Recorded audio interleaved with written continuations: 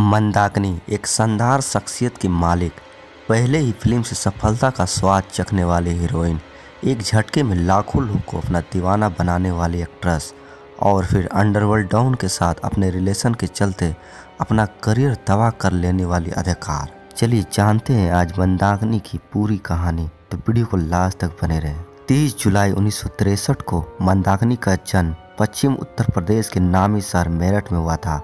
माता पिता ने मंदाकिनी का नाम रखा था यास्मीन।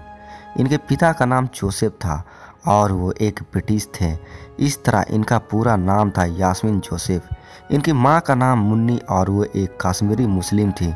जोसेफ से इनकी दूसरी शादी हुई थी। पहली शादी से इन्हें एक बेटी थी जिसका नाम था परवीना खान। यास्मीन के 2 भाई और एक बहन और थी। यास्मीन के बड़े भाई का नाम भानु और छोटे भाई का नाम रुस्तम। यास्मीन की बहन का नाम छोटी थी। ये डाउन सिंड्रोम से पीड़ित थी और साल 2013 में इनकी मौत हो गई। चूँकि यास्मीन बहुत खूबसूरत थी, हर कोई इन्हें देखकर यही कहता था कि लड़की एक दिन जरूर कोई हीरोइन बनेगी। लोग से मिलने वाली इस तारीफ ने कम उम्र में यास्मीन को फिल्म इंडस्ट्री की तरफ अट्रैक्ट करना शुरू कर दिया था। कम उम्र से ही फिल्म में हीरोइन बनने का ख्वाब देखने वाली थी। 80 के दशक की शुरुआत से यास्मीन ने फिल्मों में काम हासिल करने के लिए मेहनत करना शुरू कर दिया था। सनी देओल की डेब्यू फिल्म बेताब और फिल्म 1983 में आई लावा के लिए इन्होंने ऑडिशन भी दिया था, लेकिन इनकी किस्मत ने इनका साथ नहीं दिया और ये फिल्म इन्हें ना मिल सकी। यास्मीन की किस्मत ने इस वक्त एक करवट ली थी जब कुमार गौरव के साथ इन्हें अघोषित फिल्म के लिए चुन लिया गया था। मगर इन्हीं दिनों कुमार गौरव अपनी पहली फिल्म लव स्टोरी के सक्सेस के बाद नया स्टार बने थे। इन्होंने स्टार्स वाला नखरा दिखाया और कह दिया कि अपनी पहली हीरोइन विजेता पंडित को छोड़कर अब वो किसी और नई एक्ट्रेस के साथ फिल्म नहीं करे। कुमार गौरव के इस फैसले के नतीजा ये हुआ कि यास्मीन के हाथ से वो फिल्म निकल गई।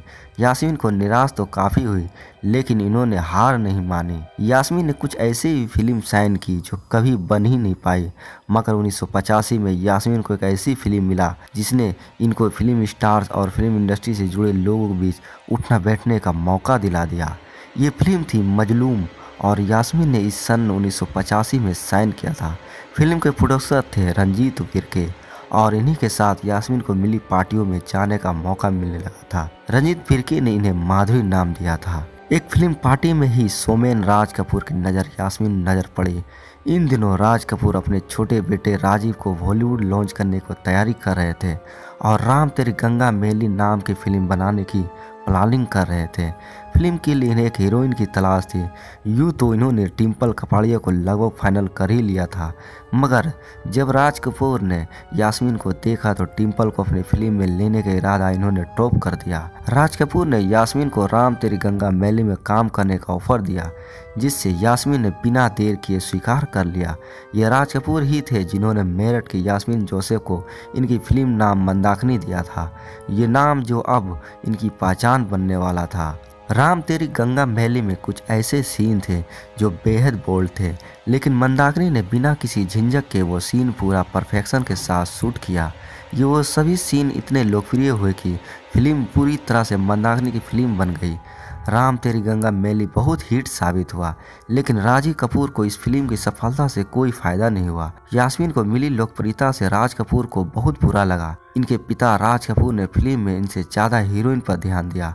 राजीव को हुई इस गलत फहमी का नतीजा ये हुआ कि वो अपने पिता राज कपूर से नाराज रहने लगे। दूसरी तरफ राम तेरी गंगा मैली की सफलता के बाद मंदाकिनी कामयाबी के शिखर पर पहुंच तो गई थी।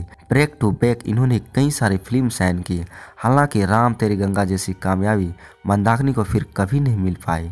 पहली फिल्म के बाद दुक्का फिल्म ऐसे ही रही जिनमें मंदाकिनी की काम की तारीफ हुई, लेकिन बाकी दूसरे फिल्म के इनके किरदार बहुत ज़्यादा दमदार नहीं रहे।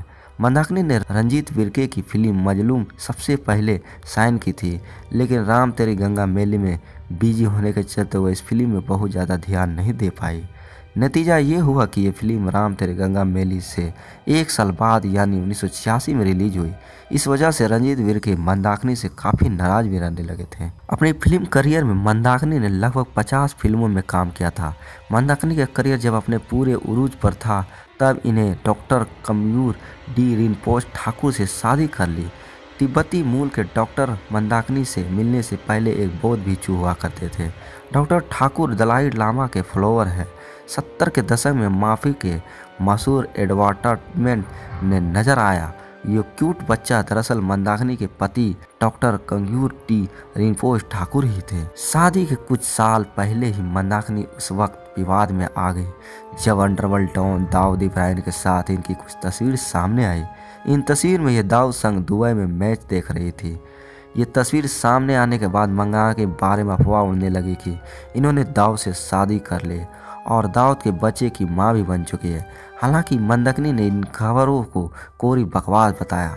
इन्होंने कहा कि दाऊद को जानती जरूर है, लेकिन इसके गैर कानूनी धंधों के बारे में इन्हें कोई जानकारी नहीं थी।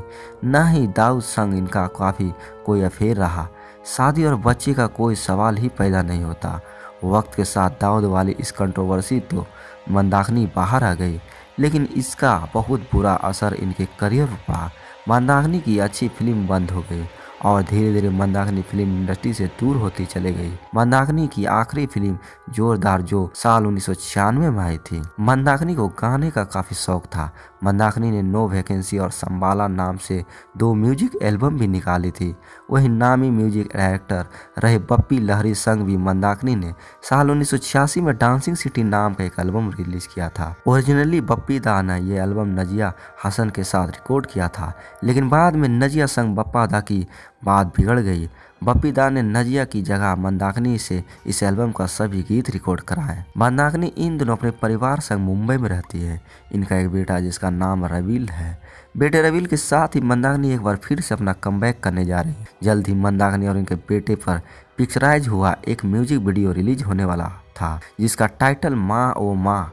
मंदाकिनी के बेटे रविल ने बुसरा भट्टा से शादी की। बुसरा भट्टा को देखकर लोगों को लगता है जैसे वो कोई मॉडल या एक्ट्रेस है। हालांकि बुसरा फिल्म प्रोडक्शन के काम से जुड़ी है। मंदाकिनी की एक बेटी भी है जिसका नाम रब्जे इनाया है। एक दौर में जवा दिल लड़कों का दिल का धड़कन रही मंदाकिनी अब बुद्धिस्टी तौर तरीकों से अपनी जिंदगी गुजार रही है। मुंबई में मंदाकिनी तिब्बतन योगा सेंटर चलाती है, जबकि इनके पति इनके साथ ही एक तिब्बतन हर्बल सेंटर चलाते हैं। मंदाकिनी की इनके जीवन की हर खुशी वो खुशी मिल जाए जो ख्वाहिश रखती है। धन्यवाद। जय हिंद, जय भारत।